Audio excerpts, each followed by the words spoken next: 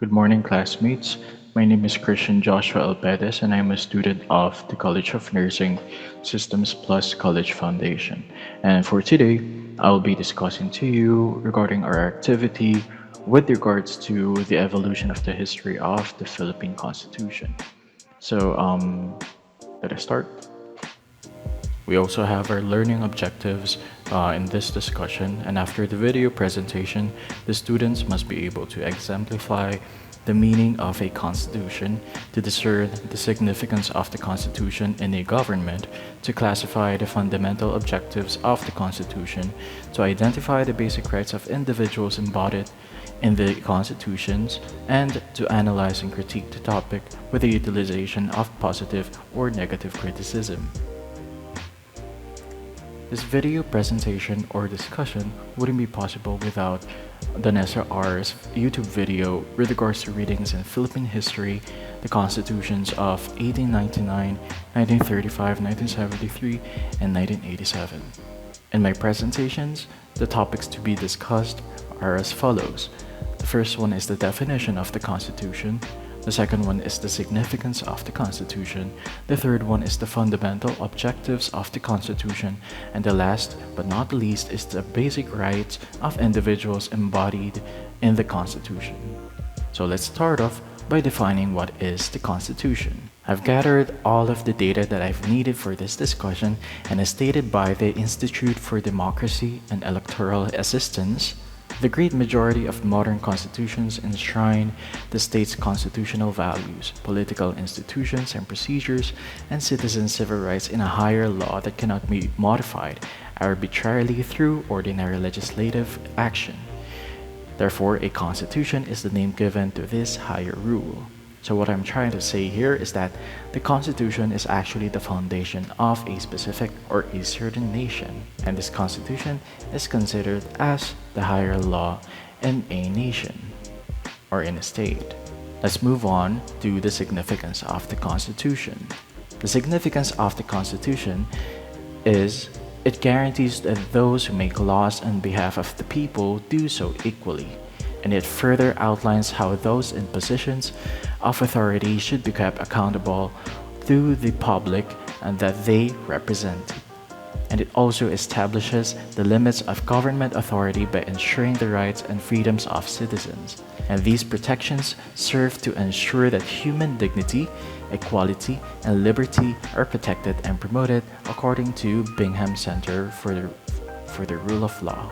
So what is the fundamental objectives of the Constitution? In line with Article E et al., the fundamental objectives are provisions of a country's constitution that specify the government's overall social, environmental, educational, fiscal, and actually also the cultural goals. Therefore, it also encompasses the creation of three distinct and autonomous branches of the government, which includes the executive, the legislature, and the judiciary. In addition, the Committee of Audit, the Civil Service Commission, and the Commission of Elections, or Commission on Elections, were also separate constitutional commissions.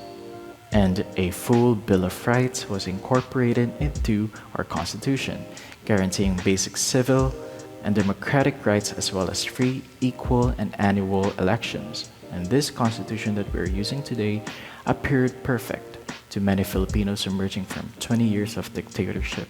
And our last topic is about the basic rights of the individuals embodied in the Constitution.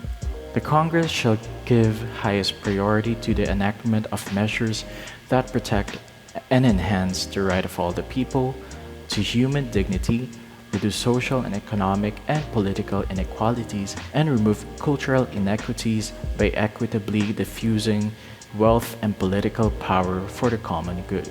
And the Filipino people actually have certain liberties, such as the right to be protected and safe in their home, as mentioned in Article 3, Section 2 of the Philippine Bill of Rights. Additionally, due process of justice, freedom of expression, and private property rights are among the other liberties protected. In other functions, civilian power overrides military authority, according to our own constitution. So what this means is that the military's primary mission is to defend the Filipino people and the state. So, in conclusion, with what I have discussed, no, and throughout the years of us having a constitution in our nation, we are able to understand freedom and sovereignty in our own nation. And therefore, it is imperative or it is important because we are free to govern our own nation. And moreover, we're able to comprehend how laws are implemented. And these competent laws require, you know, competent leaders for them to be implemented. And then, however, I also have to point out that our constitution is never perfect. No. Even though, yes, for sure, I have discussed that our constitution has been protecting our human rights. However, there is a part of the 1987 constitution that is very controversial, which I have tackled from our past discussions, which is the one that I'm pointing out, or the one that I'm trying to mention, is the agrarian land reform.